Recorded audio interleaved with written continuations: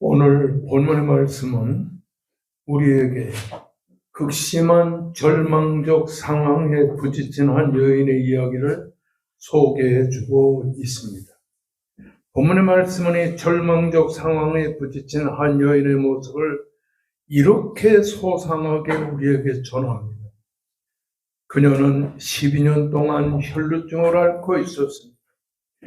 학자들은 그녀가 앓고 있던 혈루증을 호르몬 불균형으로 월경 주기가 늘어나거나 연속적으로 출혈이 빈발하는 하혈증 환자이거나 아니면 섬유, 유섬유종으로 인해서 출혈 환자가 되었음을 생각하고 있는 것입니다. 하여간 이 여자는 도저히 치유가 불가능한 불치병을 앓고 있으면서 12년 동안 온갖 고생을 다 하고 있었습니다. 어느 의사도 그녀의 이런 질병을 고칠 수 없는 치유가 불가능한 불치병으로 시달리고 있었다고 말합니다. 그러면서 그녀는 많은 의사들로부터 많은 고통을 받고 있었던 것을 보게 됩니다.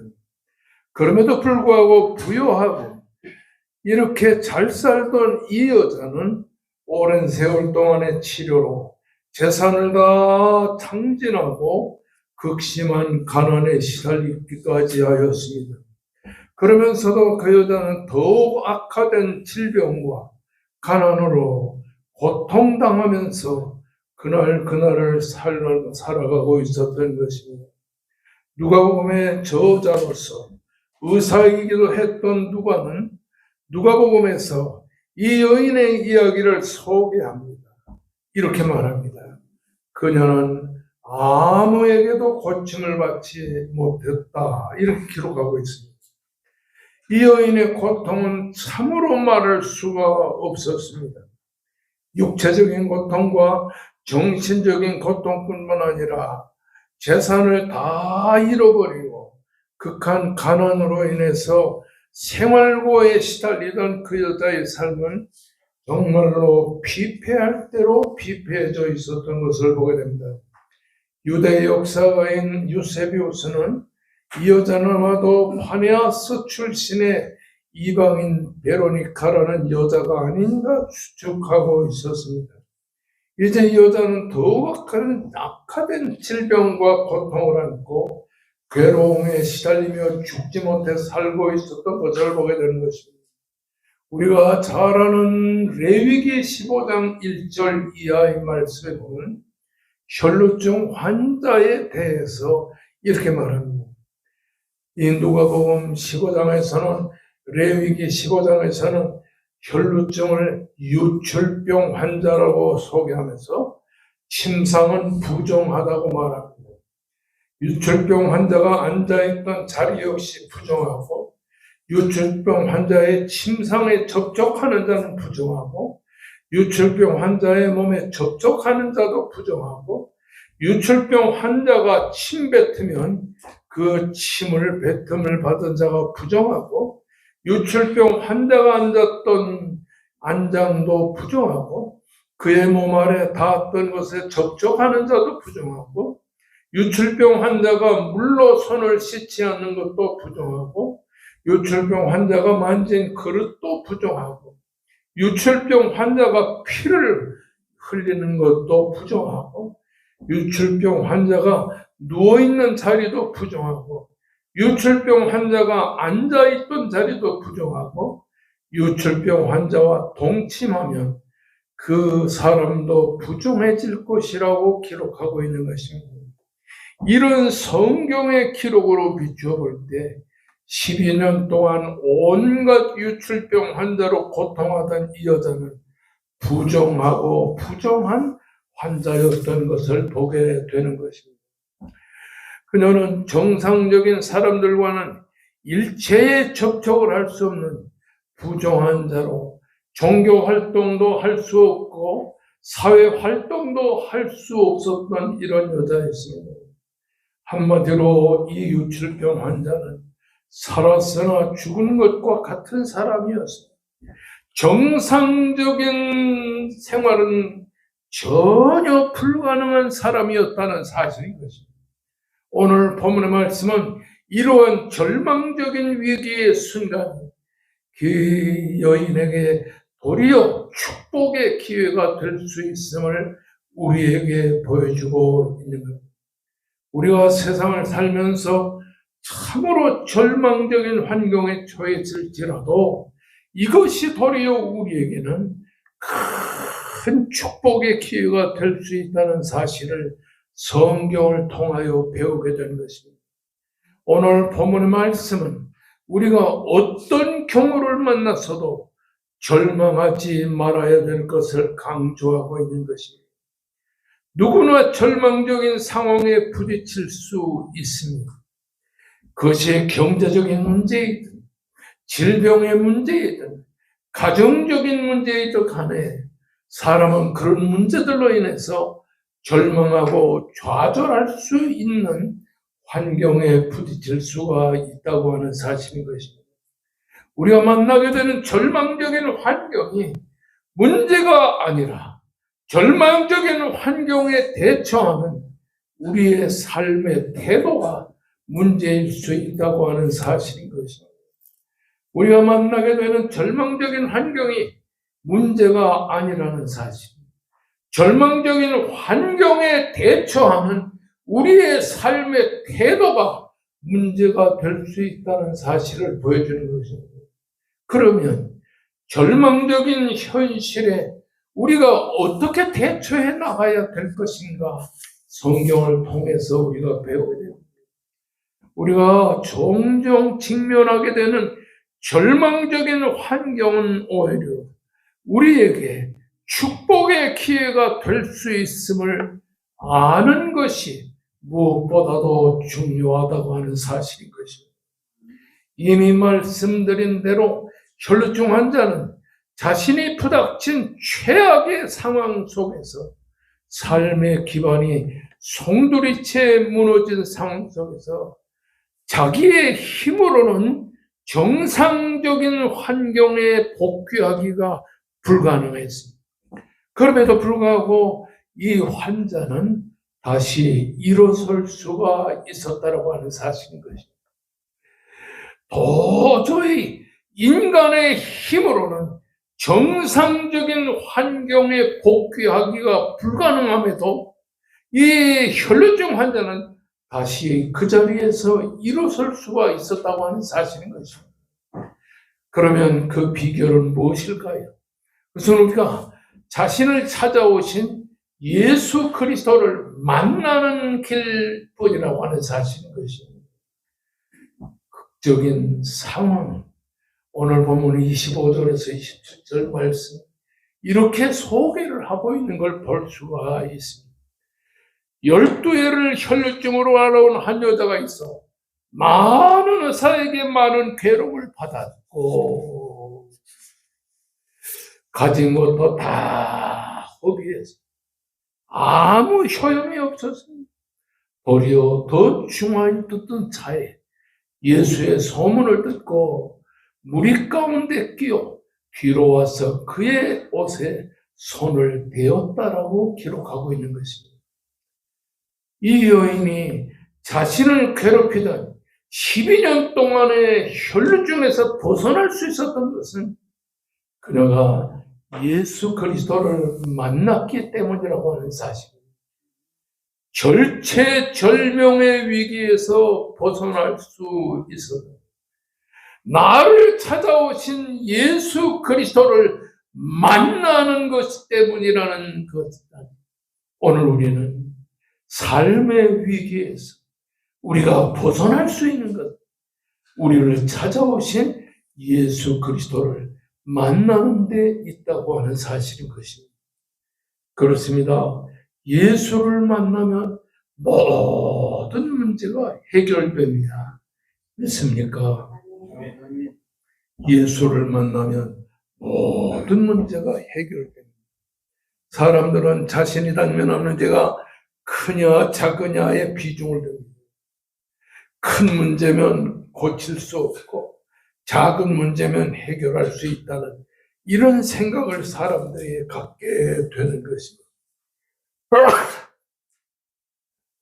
자신이 당면한 문제가 크냐 아니면 작으냐에 사람들은 생각을 하고, 그러나 그것은 우리 인간들에게 문제가 되는지는 몰라도 예수님에게는 문제가 되지 않는다고 하는 사실인 것입니다. 큰 문제이든 작은 문제이든 예수 안에는 해결의 길이 있다고 하는 사실인 것입니다. 오늘 26절의 말씀을 보면 이렇게 기록합니다. 도리어 더 중하여졌던 차에 혈루증 환자는 위기 중에 위기에 직면했을 때 예수의 소문을 듣고 찾아오신 예수님을 만나게 되는 것입니다. 다시 말씀드리지만은 이 혈루증 환자는 절망의 벽에 부딪힌 바로 그 순간 예수님의 소문을 들었습니다. 구원의 예수가 찾아오셨다. 병을 치료하는 예수가 찾아오셨다. 생명의 예수가 찾아오셨다.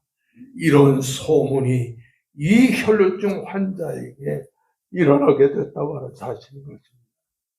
삶의 한계에 부딪혀서 자포자기하고 있었을 때 들려온 예수의 소문을 듣게 되었다는 사실인 것입니다. 우리의 주변에는 많은 어려움에 직면한 사람들이 있는데 그런 사람들에게 전도합니다. 교회 한번 나와보세요. 예수 믿으면 문제가 해결됩니다. 자신의 인생의 문제에 자포자기하고 완전히 좌절하고 있을 때에 전도를 듣습니다. 교회 나와보세요. 예수 한번 믿어보세요. 주님을 믿으면 문제가 해결됩니다. 이런 소식을 듣게 되는 것입니다. 물에 빠진 사람이 물속에서 허우적거리던 순간에 도리어 생명의 순간을 맞게 된 것처럼 절망적인 순간에 예수가 찾아왔다. 예수님이 생명의 구원의 주로, 치유의 주로, 생명의 예수로 우리를 찾아왔다. 이런 소식을 듣게 된 것입니다. 이번에 감옥 속에서 재판을 받고 있는 윤석열 대통령, 나는 그분에 대해서 잘 모르지만은 그 감방에 들어가가지고 처음으로 성경을 봤다는 것입니다. 대통령이 정말로 성경을 보고 이제 성경 말씀을 읽고 듣고 쓰고 하는 이런 성경의 사람이 된다면 소망이 있다. 대통령도 소망이 있고 우리나라도 소망이 있다. 이런 생각을 갖게 된 것입니다. 제가 사실은 대통령이 불교도 아니고 점치는 사람들과 맨날 교통한다고 그래서 처음에는 기도를 열심히 해줬어요. 누가 대통령이 되든 몇 달 동안 1, 2년 동안 기도를 했는데 그래도 예수를 안 믿고 이러면은 참 낙심하고 우리나라 대통령이 왜 그런가 그래서 성경을 본다는 얘기를 듣고 소망이 있지 않겠는가 그런 생각을 했어요. 여러분, 어려운 순간에 생명의 순간으로 바뀔 수 있는 것은 찾아오신 예수 그리스도를 만나는 길이라고 하는 사실입니다. 그 순간이야말로 삶의 변화가 일어나게 되는 놀라운 순간이라고 하는 사실입니다. 오늘 27절의 말씀을 보면 이렇게 기록을 하고 있습니다. 예수의 소문을 듣고 이것이 도대체 무엇을 뜻하는 말입니까? 믿음이 생겼다는 의미인 것입니다. 성경은 이렇게 말합니다. 믿음은 들음에서 나며 들음은 그리스도의 말씀으로 말미암느니라. 따라하시다. 믿음은 들음에서 나며 들음은 그리스도의 말씀으로 말미암느니라.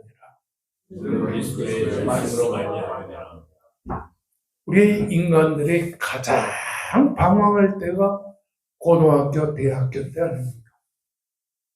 저도 부모님이 기도하다가 아들 하나만 주시면 사무엘처럼 목사를 만들겠습니다. 이런 소원을 부모님이 하다가 제가 임신을 했을 때 태어났어요. 사람들이 시골에서 농사 짓는 우리 어머니, 아버지는 직장에 다니고 어머니는 농사 짓는데 큰아들을 잃어버리고 큰 절망 속에서 눈물로 기도했다고 해요.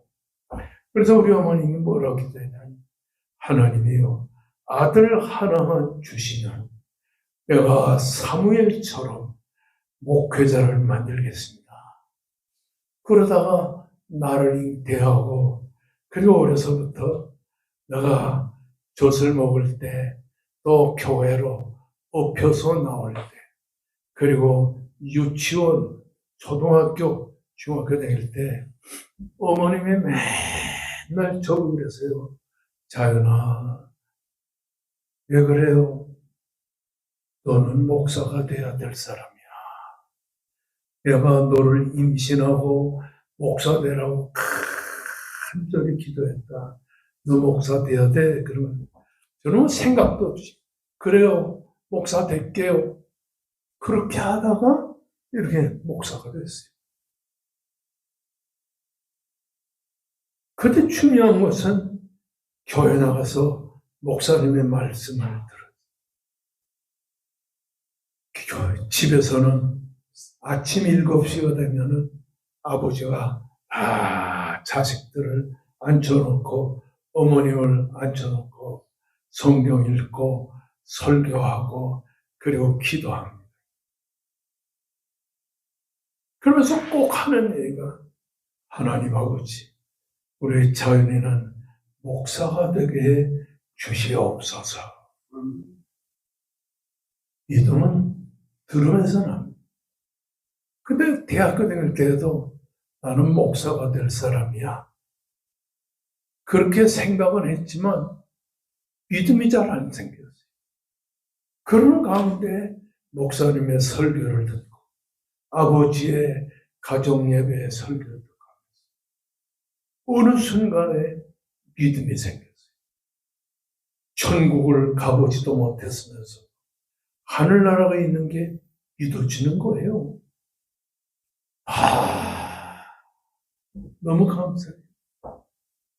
성도 여러분, 예수의 소문을 듣는 순간에 예수께서 나를 고쳐줄 수 있다는 믿음이 이 혈루증 환자의 마음속에 생겨지게 된 것입니다. 말씀을 듣는 순간이야말로 믿음이 생기는 순간, 믿음이 생겨지는 순간이야말로 역사가 일어나는 순간이라고 하는 사실을 기억하시기를 바랍니다. 오늘 이 본문의 말씀은 혈루증 환자의 마음속에 일어난 변화를 이렇게 소개하고 있는 걸 보고 무리 가운데 끼어 기로와서, 사실 아까도 레위기 15장에 있는 말씀처럼 혈루증 환자는 부정한 병의 소유자였기 때문에 예수께로 당당히 나아갈 수가 없었어요.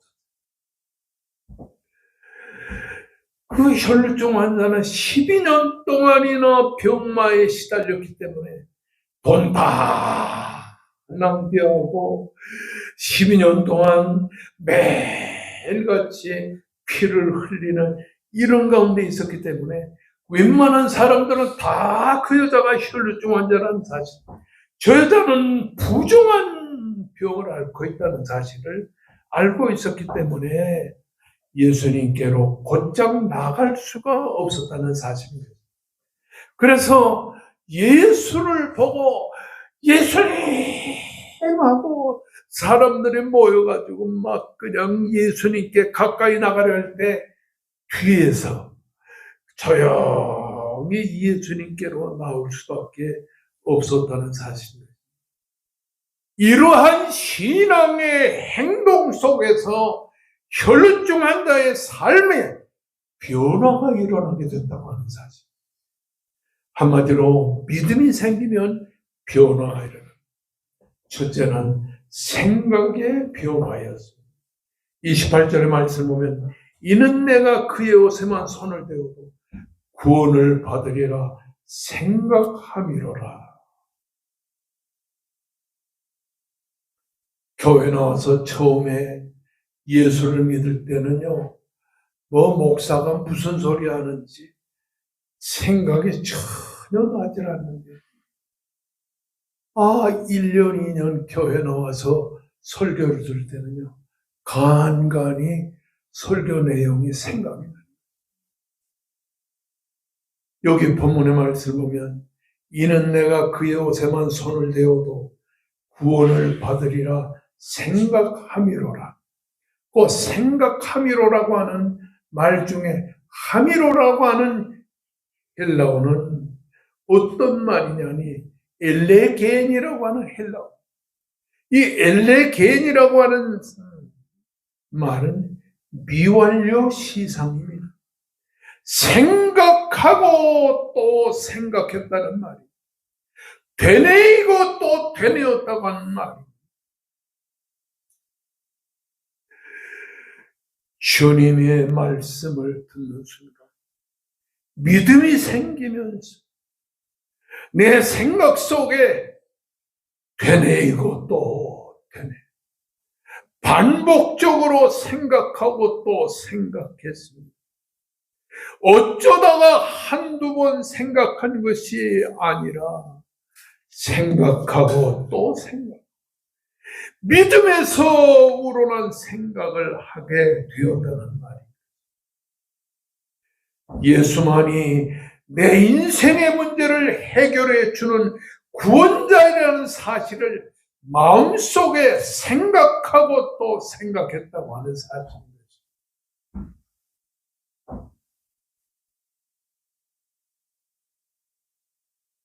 여러분,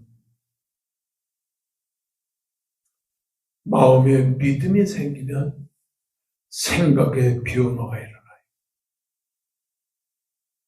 생각의 변화. 예수님의 옷에 손만 대어도 내가 고침받으리라는 생각이 자꾸만 반복적으로 나오는 것입니다.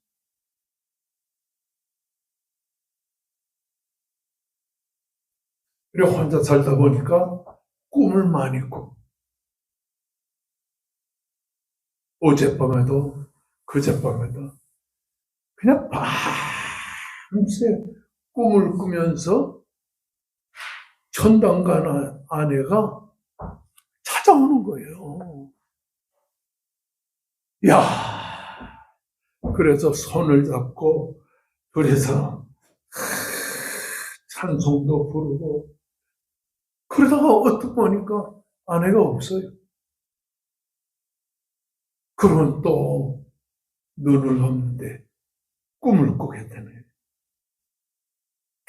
되게 꿈꾸면 세상 사람들은 시시한 꿈만 이건데 나는 정말 고마운 게 예수님 만나는 찬송하며 이렇게 밤새 새벽에 다시 깊은 잠에 들 때까지 한 2시나 3시 중에는 그렇게 찬송을 많이 부르는 이야, 내가 정말 주님의 사랑을 받는구나 생각하고 또 생각하게 되는 것. 내가 주님의 옷에 손만 대어도 구원을 받으리라는 생각이 반복적으로 속에서 엘레겐, 미완료 시상은 반복적으로 계속 생각나는 것입니다. 이는 한 번만 일어나는 생각이 아니라 이 생각의 놀라운 변화, 이 변화가 반복적으로 계속해서 일어나게 된다는 말이에요. 따라하십니다. 믿음이 생기면 생각이 달라진다.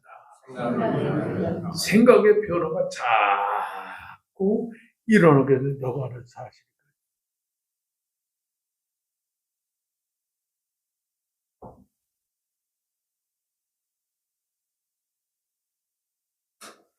둘째는 행동의 변화가 일어나게 되는 거죠. 27절에 우리 가운데 끼어 뒤로 와서 그의 옷에 손을 대. 예수님의 옷가에 손만 대도 나는 병 고침을 받을 수 있어. 생각이 자꾸 그렇게 변화가 되더니 행동의 변화가 옵니다. 그래서 무리 가운데 끼어 뒤로 와서 예수님의 옷가에 손을 대는 행동의 변화가 일어나게 됩니다. 이 행동의 변화로 예수께서 일으키신 완벽한 치료의 역사가 일어납니다. 그렇습니다. 오늘 29절의 말씀을 보면 혈루 근원이 곧 마르매 병이 나온 절 몸에 깨달으니라.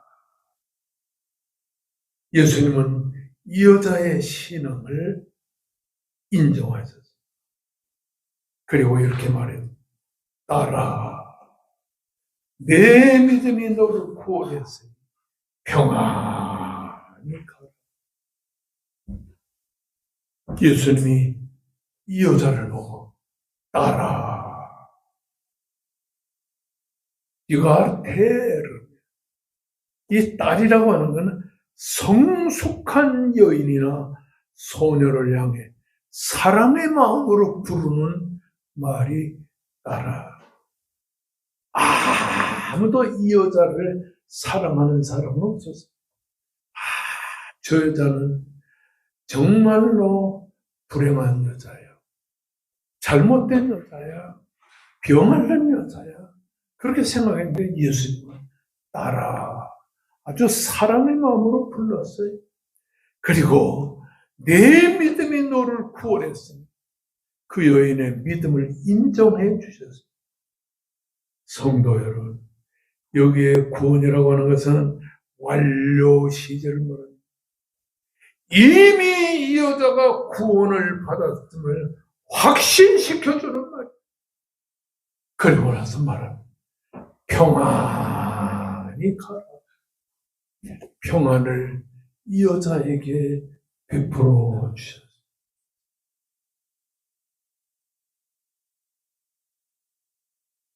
뉴스를 보거나 텔레비전에 나오는 것들을 보면 의사 선생님들이 그 환자들을 놓고 말합니다. 스트레스를 받지 마세요. 근데 나는 스트레스가 별로 없는 것 같아요. 스트레스가 없는 것 같아요. 돈이 좀 부족하면 부족한 대로 마음에 기쁨이 있고, 또 남을 도와주게 되면 그 도와줌으로 인해서 마음의 평안이 있고. 성도 여러분, 주님의 사랑이 여러분에게 함께 하심을 믿습니다.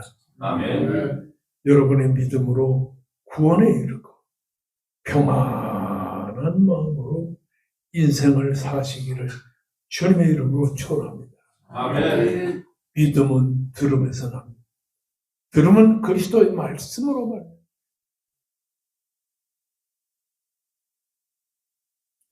제가 여의도 순복음교회 조영기 목사님하고 좀 가까운 사이였습니다. 그래서 여의도 순복교에서 인기 투표하면은 제일 먼저 조영기 목사님 말을 듣지 인기 1위고, 두 번째는 극동방송의 김정한 목사님, 세 번째는 저예요. 어느 날 조 목사님 절 보고 그래요. 김 목사님, 우리 교회 와서 설교 한번 하세요. 수요일 날인데 거기가 한 2만 명 이상이 쫙 앉아있는데 제가 설교를 했어요. 설교하면은 100만 원씩 주는 게 통연돼요.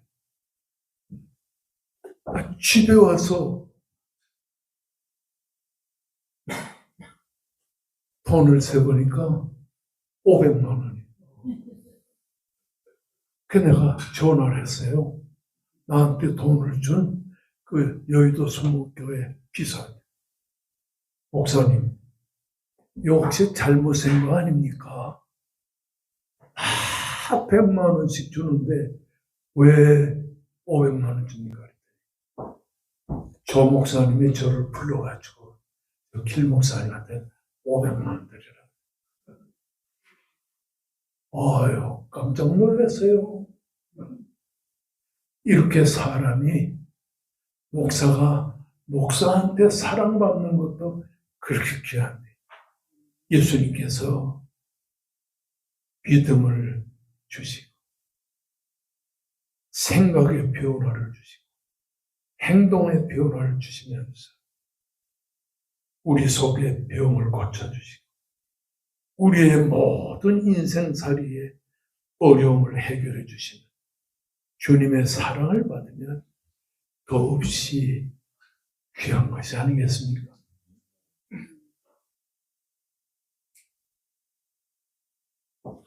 저는 혼자 살면서 외롭다, 이런 생각을 해본 적이 거의 없어요. 좀 외로울만 하면 주님께서 찾아오셔서 위로해 주시고 입에서 찬송이 나오게 해주시고 성경을 보게 해주시고, 어제도 아침에 일찍 일어나가지고 기도하고, 그리고 소재에 가서 성경을 보는데 구약 성경을 보다가 신약 성경을 보면서 너무너무 감사했어요.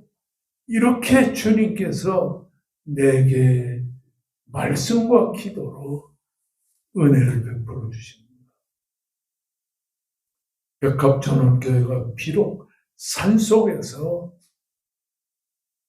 수십 명이 앉아서 예배드리는 작은 교회지만 우리 한 사람 한 사람이 예수님을 만나 믿음이 좋아지고 그리고 은혜 속에 축복받는 여러분 되시기를 주의 이름으로 축원합니다. 아멘. 할렐루야. 아멘. 다 같이 우리 큰 목소리로 하나님 앞에 간절히 기도하십시다. 쫙 하고 부르짖을 때에 백합전원교회를 부흥시켜 주시고 백합전원교회 나오는 성도들을 이끌어 달라고 하나님 앞에 간절히 기도하십니다. 임종훈 목사님 네 분에게 건강